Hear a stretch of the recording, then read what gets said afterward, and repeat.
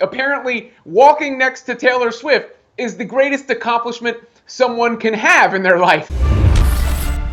Welcome into the fifth quarter. Claudette Montana, Robin Lundberg here with you to break down some of the top storylines from NFL Sunday Week 3. We have to start with Taylor Swift being at Arrowhead Stadium watching Travis Kelce play. Did they go on a date after? Maybe. I don't know. But it begs the question, was this the biggest storyline to come out of yesterday? And it is the biggest storyline in football right now. Well, this is like a trick question. The answer to your first question is yes. It is the biggest mass media storyline to come out of yesterday because it's the only thing I've seen on my timeline, for the last 12 hours. Apparently, walking next to Taylor Swift is the greatest accomplishment someone can have in their life, and getting in a Corvette or convertible or whatever it was that they drove off in, the grease car. Is it the biggest story in football? No. It has nothing to do with football unless we want to position it as a distraction for the Chiefs going forward. Congratulations to Travis Kelce and to Taylor Swift for whatever this is. But, Claudette, I personally don't care that much about it. I was very invested in this entire situation. I have to say, I think a lot more people were actually interested in what was going on between these two than a lot of the games that were being played yesterday. The NFL's TikTok account, the last 10 videos are all Taylor Swift. In the bio of their account also, it says Taylor was here. I mean, this has absolutely taken the internet by storm. It has broken the internet. And I have a theory, the video of them walking together, leaving Arrowhead side by side, I feel like this might be our female version of the Roman Empire.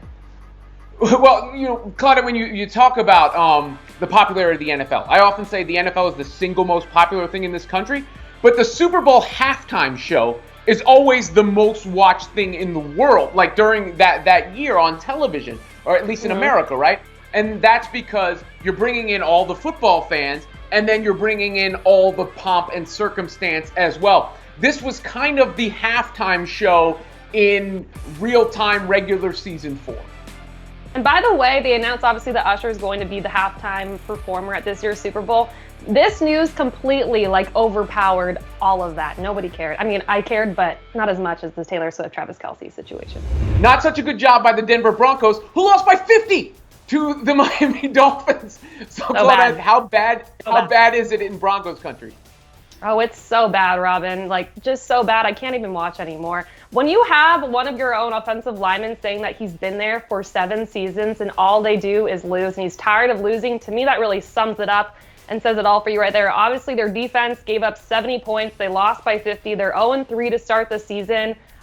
It's just so hard to be optimistic about this team right now. And I think the fact that they brought in Sean Payton at the beginning of the season, there was so much hope surrounding this franchise, and then you start the season like this, it just makes it all that more disappointing, in my opinion.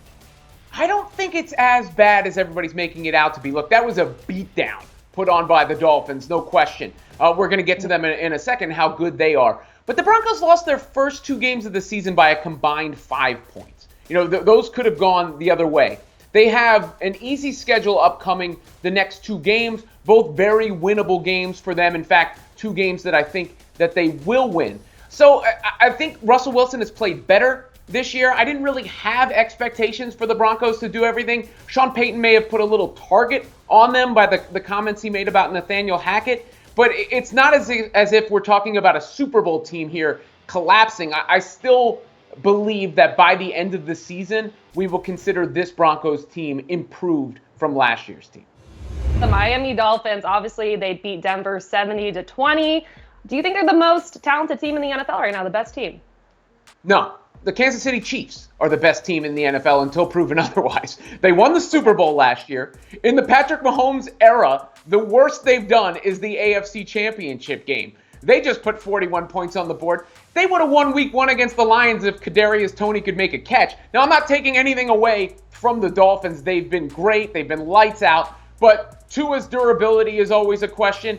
And you have to show and prove and do it beyond the first few games of the regular season. So until proven otherwise, it's the Chiefs for me. I think you have to put them up there alongside the Chiefs, and probably even the 49ers are so talented as well. I just don't see anybody stopping this team right now, especially this offense. Tua's playing like an early MVP candidate. Yesterday, he went 23 for 26, 309 yards, 4 TDs. They had 726 yards of total offense, 5 rushing touchdowns and 5 touchdowns through the air. And they did all this without Jalen Waddle as well. So as long as they can stay healthy, which is always a big question mark when you're talking about the Dolphins, based on last year, I just don't see how anyone can slow them down. I really don't. Well, people say Mike McDaniel's running a Madden offense. He made Sean Payton pass the sticks.